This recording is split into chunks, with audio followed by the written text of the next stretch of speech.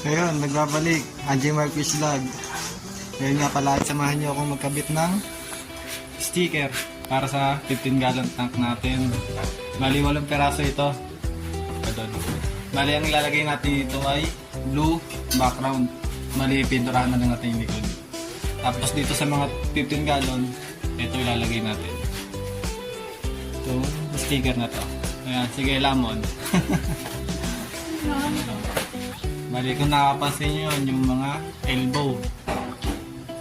Ang gagawin natin dyan, ito mga tank natin, iisang filtration yan. Dito natin ilalagay. Isang filtration.